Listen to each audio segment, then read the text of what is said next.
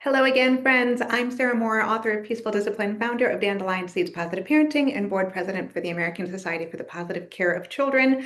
That's a mouthful, but I am here with someone who can help us talk to kids about anything because that is basically the name of her work, Dr. Robyn Silverman. And I have to tell you, I actually really like her as a human. From our Facebook friendship to just the 2 minutes of interaction we had before recording here, she's the real deal, and I want my little corner of the world to know her. So, Dr. Robyn, thank you for being here. Can you tell me a little bit more about who you are in this beautiful work that you do?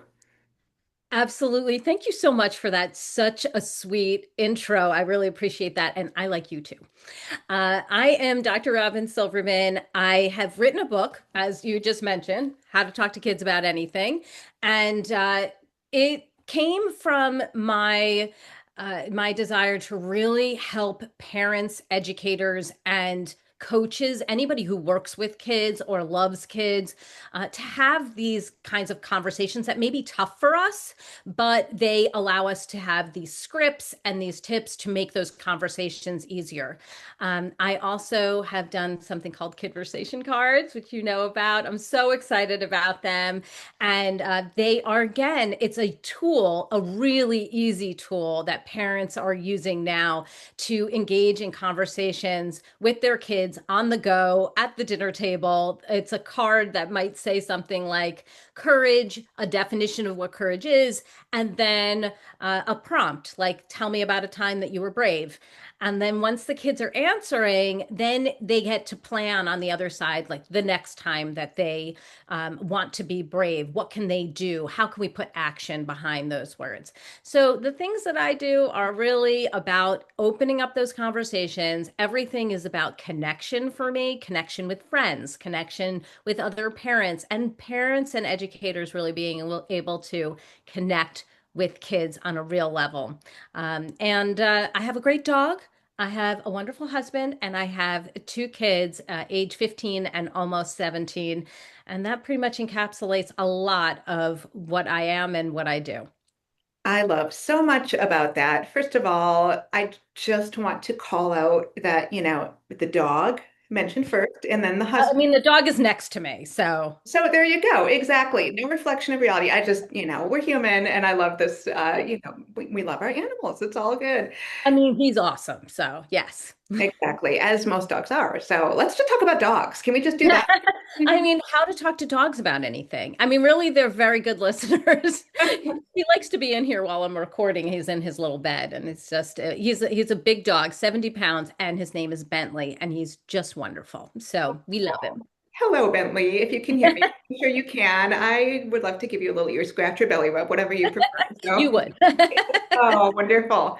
I also love that you did the Mary Poppins thing. I'm just picturing you with your black satchel pulling out the book and the conversation cards, kid conversation cards. It's just beautiful. I have your book too. And frankly, I had it in here, but my 12-year-old stole it. She took it into the other room and she reads it. That's great. Well, it's one of my favorite things. Like one of my telltale signs that a book is the real deal is when my kid wants to read it as much or more than I do, and she tells me which books are good and which ones aren't. And yours is on the very much good look. Good look. English is hard I'm today. so appreciative of that. Wow. I mean, please tell her thank you for me. One of the ways that people have helped to talk about certain things is to do this collaboration with their kid. Somebody had told me, in fact, that their kid was having some trouble in friendship. So they opened up to the friendship chapter and they actually read it together. And the girl had said, I now see where I've been going wrong.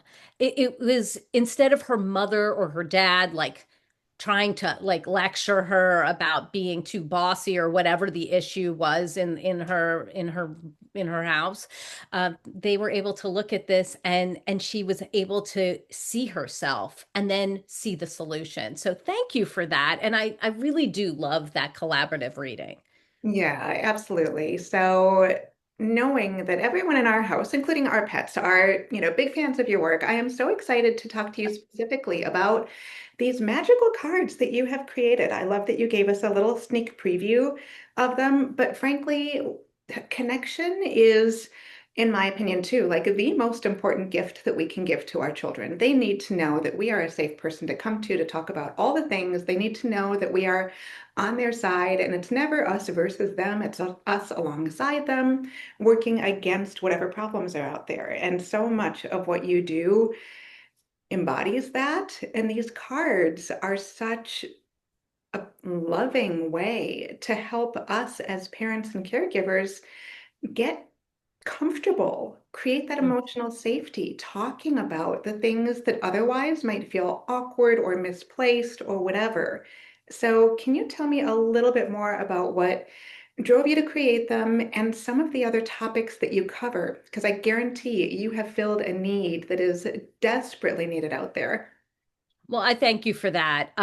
So I write a character education curriculum called Powerful Words, and Powerful Words has been around since 2000, which is bananas to me to even think back that that was when I had started writing this curriculum. My husband and I, this is an interesting tidbit. My husband and I, we ran a martial arts and fitness academy up in Massachusetts when we were, in our 20s and early 30s. And I started creating this character education program called Powerful Words. And people who started coming to our gym saw what we were doing. There were scripts that the teachers could use to engage the children in a particular conversation. Each month, there would be a powerful word, whether it was open-mindedness or courage or discipline, all different things. And then it allowed them to engage this 5 minute interval, and the kids were able to share their, what they were doing at home to show that they were brave or disciplined, what they were doing in the school, what they were doing in the community. They were able to tell their superhero. Those coaches and teachers are superheroes.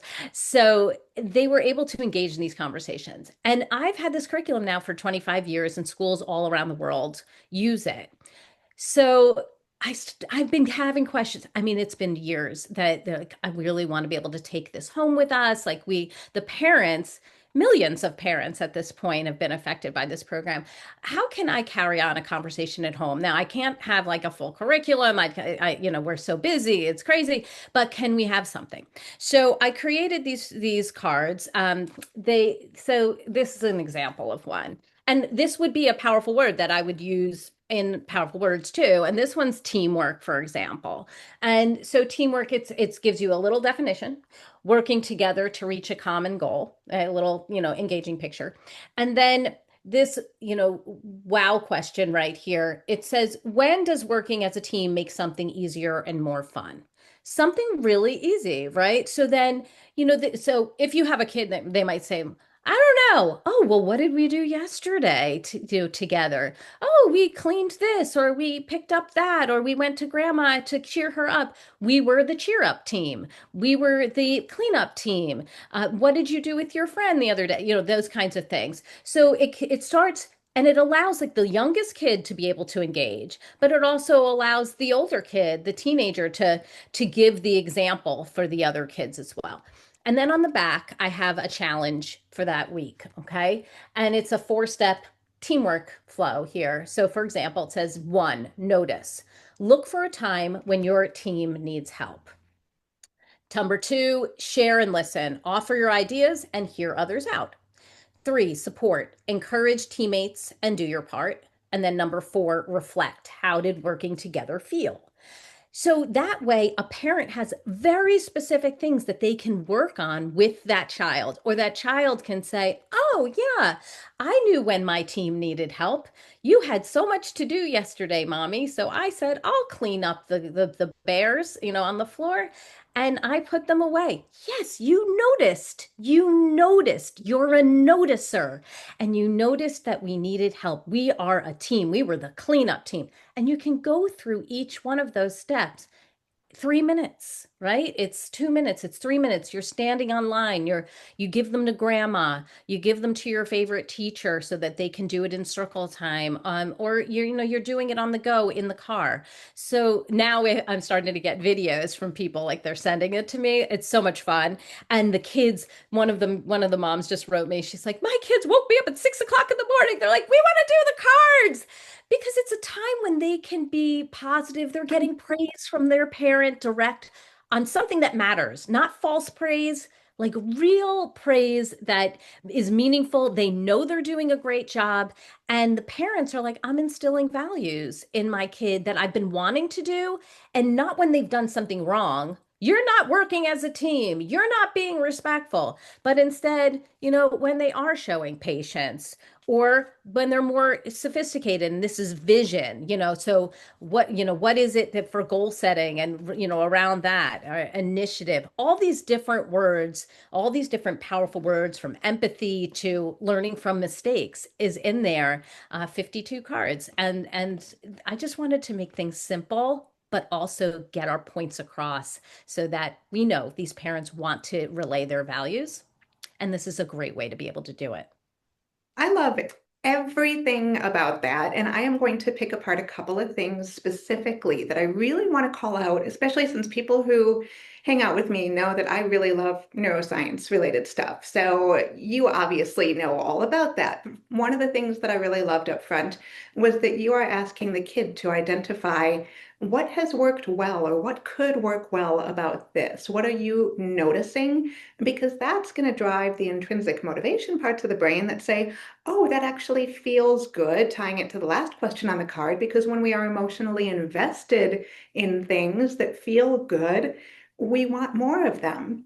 So you're right. None of this is us handing our kid a to-do list. None of it is shaming or blaming or somehow making our child feel less than. We are using their brain to invite them into thinking this way. And that is such a beautiful life skill that, frankly, all of us benefit from. And it's not about age. Every single brain out there works this way. So thank you for that. I love that you did that. Another I appreciate that. I actually will say also that you're right. It's not about age because we're finding that people are also using them like with grandma, with their parents, with their teachers, that they're supplying their answer. Oh, this was a time that I was brave. This was a time that I really, it was tough for me. I made a big mistake, but this is what I do to be accountable. And when we're sharing our stories, that's part of the connection. It's not always us instilling this wisdom onto our kids, but it's also that they can ask these questions. And now we know this special story about grandma that we never knew before. So, so great. And frankly, you just made my parenting today better. I'm going to tell you how. When you were going through the teamwork one, the teamwork example, and asking just hypothetically, what's something we can do together that, in the beautiful way that you asked it, I was thinking about, okay, what's something I need to do today? And I'll be totally transparent. I'm 51 years old. I'm not too old for this, right? So something that I don't particularly enjoy is putting sheets back on the bed. Right Oh, now, they're in the dryer. I do not like the process of getting them from the dryer back on the bed and making the bed look presentable. But yet somehow when we invite another person into that, it becomes fun. You end up making so like, much easier. yeah, easier. It's fun. It's collaborative. It's Yes. faster. It's just like, Yes. oh my gosh, I'm not doing this by myself today. We have fun when we do that together. And the corner doesn't come off when you're on the other side. I mean, that gets Right. frustrating. Yes, yes, exactly. But you have made me a more peaceful parent just Thank because you. even though I don't give my kid a hard time about these things, I know that I don't like how it feels. And when I don't like how I feel in my own body, that carries forth in my frustration and, less tolerance for all the other stuff in life. So Exactly. you just helped my parenting Thank from, you. Thank you. I like that. absolutely. And now that I'm thinking about no upper age limit, I'm going to put you on the spot. Will you play with me for a second? I would love to play with you. Okay. The first one that you shared in an example just when you were introducing yourself was courage. So, Mm. can you tell me about a time that you were brave? Ooh. Yes. I mean, listen, there are lots of times that I go ahead and do things that don't. I have a voice inside of my head being like, maybe you shouldn't do that. Even this morning, I was at the gym and we have a great class. It's just a wonderful community. And we've been lifting heavier weights, which I'm also 51, and you know how important it is to lift, weights and lift heavy weights now to really build that bone density and to fight against that whole perimenopause, droop thing that happens in our minds, of foggy, all the things. It helps, right? It makes us strong. So today we were doing some deadlifts, and I used to just do the bare minimum at my old gym, but this gym they really cheer you on. They're really encouraging, and so today one of my friends had put on like extra heavy. It was 70 pounds on each side, and the bar is 45 pounds. It's a lot. So I said to my trainer, I said, do you think that maybe that might be my max over there? Like I can do one of those because we're trying to challenge ourselves. And he's like, I don't know. It might be a little heavy. He's like, you know what? Why don't you try? And I'm like, ooh, okay. And I walked over and I did four of them. I couldn't even believe it. Like it didn't. So he's constantly challenging me. The day before he had us jumping up on these very tall boxes. Oh my gosh, it's so hard like to get yourself to do something. Like you think you're going to fall, you have this whole thing in your head, my feet are going to lock onto the box, I'm going to fall over forward, and everybody's cheering me on, okay, which is great but not great at the same time because you're like feel like you just want to melt into the floor. And I did it. And he got a picture of it like while I was up there, but before my face was like, so I feel like the gym is constantly doing this to me where I have to step up and be brave and do something that I've never done before or never done in the way that it's asking me to do it. Wow. Okay. Well, I also share the paranoia about my feet just catching the top of the box. Right? I've done that thing because I'm like, oh no, I know what's going to happen. Ooh, yeah, and your face is gonna plant and oh, it's bad. Yeah, Woo, it's going to scary. film it. It's going to be my one and only ever viral video on TikTok. Like it's There going to it is. be fun, right? Yep. So, yeah, for sure. Well, So, what about you? oh gosh. Yeah. Hey, you put me on the spot. Here you Yeah, go. yeah. We're both 51, so So let's see. Right now, just yesterday. So this is all very new and I'm not very far into it, but I can tell it's going to flex my bravery muscles. Somebody has asked me to start a project specifically to support men in parenting. oh, wow. And it was a guy who asked me to do this, and when he asked me to do this, I was like, I don't know if you've looked at me, but I'm not qualified. Like female here, who do you think I am to be supporting guys around this? And he proceeded to tell me why he thought I was the right person to do it for his particular audience. But this is in progress. It feels out of my comfort zone because I write for parents. Yeah. 90% of my audience is female, and yet I Yeah. have some very engaged dads too. So fantastic. But this is an exercise in bravery for me right now because I don't specialize here. But yet last night I can tell you I got home, I procrastinated everything else on my to-do list and I dove deep into the research Look at and it's you. starting to feel so good and so empowering. And I can't wait to get back to it.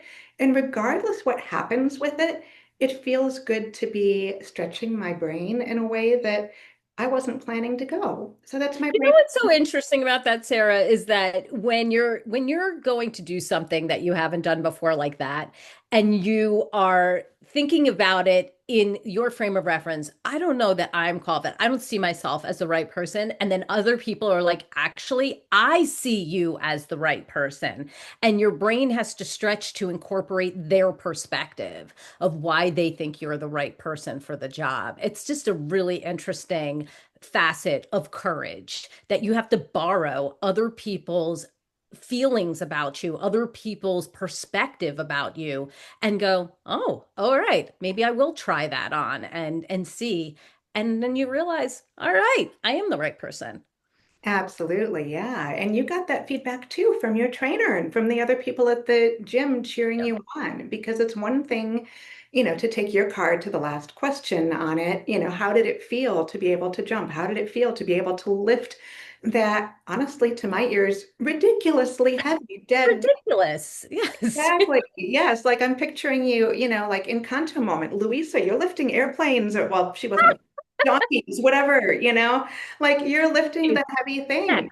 And Yes, my husband's like, you lifted one of me. You deadlifted me. I was like, I actually don't think I want to do that, but thank you. What it does also is anytime we challenge ourselves in this way, and kids too, when they're doing this, you can then recall that. So I would say to a kid, remember that time that you went into that program, you were so nervous and you went into that program, you took a deep breath and you did it. And then what did you think about it? Oh, I loved it. And this is what I want you to call up right now. The person, the boy, the girl who was standing at that doorway, who took that breath and jumped in. That's who I see right now as the person who can go run that mile, who can go and do that project. And in my case, it's the same person who was able to lift that. You need that frame of reference, right? I was able to do that. Therefore, I'm able to write this new program for parents. I'm able to get into this leadership program that I was like, am I doing this program? It really helps to exercise the brain and helps us to say, I can be the one who does this. absolutely. And you are working directly with the neuroscience of it again. It sounds like, cute card, but oh my gosh, there's so much depth there because we're working straight with the hippocampus. And friends, again, there's no quiz, but the hippocampus, you can picture a cute little hippo going to campus. It is the brain's storyteller, and it's such a huge part of the work that I do when we tell stories or when we have story memories, if you will, especially when they have an emotional component that creates an anchor for us. We care. It becomes more repeatable then. We could lecture our kids all day, every day, and they are very unlikely to remember our very best parenting TED Talk. And yet, when we teach through stories with an emotional anchor, just like you are doing through these beautiful cards, our kids say, I can do that. I remember. I believe this because I've got a story in here about why and how it works. And that's what you've encapsulated on I these. also add to that for parents who they often tell me stories like, my child is feeling this way. They're shy, they're feeling shy, they're feeling like scared. And I say to them, after they do the thing, like after they run that mile, they go through that door, they lift that weight, they do the thing, take a picture. Take a picture, print it out, and have them put it up on their board in their room so that they see it because then they remember. And you can say to them at bedtime, do you remember what this picture is of? That was me being brave. And what do we know now? I am brave. When we move from I was able to do this thing to taking on the persona, I am, that's very powerful. I am brave. I am a team player. I am responsible. Once we get to that point, that when they get to something and it takes bravery, it takes teamwork, they already know I'm a team player. I am courageous. I'm the type of person who does these things, and they will step forward without as much hesitation as they once did. And these cards can be such a beautiful part of building that inner dialogue. Because let's face it, we all have inner dialogue, and most of us have a negativity bias. When we think, I am an angry mom, oh my gosh, I don't want that to become who I am. I feel angry. Okay, yes, it's passing, it's transient. But when we can help through these cards, through your brilliant work, Dr. Robyn, we can help our kids really internalize these healthy, life-giving messages about the beautiful humans that they are. And those are the stories that can stick in their brain, whether they're a 5-year-old that's tying their shoes for the first time or going into a big kid school for the first time, or whether they're a 51-year-old taking on a gym challenge or a writing assignment that felt out of our comfort zone. So I love this work that you do. Thank you. You. Thank you. I think the story part is so interesting and important. One of the reasons why I do all of this work is because when I was in fifth grade, I was bullied relentlessly. It was terrible. It is still remains one of the worst years of my life. And I just felt that none of the adults knew what to say. That none of them knew what to do, what to say. You and I are the same age, so we're talking about the 80s. And the teachers tried. The aides that were on the blacktop did not try. They just talked to each other, and they saw me alone and the rest of the class, up by the school, by the door, just pointing and laughing and gossiping. And I'm just kicking rocks on the blacktop. And I'd go home and I'd be crying, and my mom wouldn't know what to do. Of course not. And she just wanted to stop that. That's so sad and upsetting. She had meetings with one of the girls who was kind of part of the ringleading aspect, who would invite me over on the weekends, but not talk to me during the week. I was part of a three-person friendship sandwich, and I was the piece of bread that got squished. So for me, I really wanted, with my book, How to Talk to Kids About Anything, and with the kidversation cards and any of these types of things that I do, the leadership program that I write, I want parents and educators to have what they need to engage in these conversations. The kidversation cards provides a great foundation. Now we know when we get to something and a kid is scared, remember what you told me at dinner the other night when we were going over the kidversation card about courage. You have a leg to stand on. You have that foundation. With my book, it's chapters on how to talk to kids about sex, how to talk to kids about friendship, bullying, porn, all of the things. And once we are able to have those kinds of conversations, you're building the layers so that your child knows they can come to you about anything. Because if you're willing to put yourself out there and be brave and have these conversations about all of these tough things, death, I mean, nobody wants to have these conversations. But once we do, the research is very clear. Parents who talk to their kids about these tough topics, parents who do these types of conversations about initiative and determination and courage, they have a relationship that is reliable for kids. They talk more with their kids. Their kids will go to them more and divulge information that they never would have before, because it builds a trust and it makes it so a kid knows my parent is a trusted source. My teacher, my coach, they're trusted sources. I won't get in trouble if I don't know the answer to this. I can talk to them about these tough topics. And once I'm in my 20s and 30s and 40s, I can still talk to them about the topics, even as they get tougher. And this is exactly the kind of connection that we want to have with our children. One of my big things all along has been to focus on trying to nurture the kind of relationships where our kids will run to us rather than hide from us when they face tricky situations or make a mistake. And that's very much what you are creating with these emotional safety kidversation cards. And frankly, Robyn, human to human, my seventh grade bullied self, kicking the Mm. rocks, wants to go back in time, somehow squish 2 years together and hang out with your fifth grade bullied self and say, you make sense to me. Let's Oh, thank just you. lift each other up. And I get it. And you were always worthy of love and connection and gentleness. And I just want to give little you the biggest hug right now because she's Mm. still in this conversation too. Thank you so much for that. Honestly, that girl went through a lot, and she is always there. She sometimes whispers in my ear when I'm in a social situation, and it's not always great. It's still don't get too close, or maybe they don't like you so much. Maybe you're never going to quite be in on this group. And it's that wounded self, the way that she kind of emerged more triumphant was to say, what did I need back then? What did the people around me need? And they needed a way to talk to the kids about these tough topics. They needed it.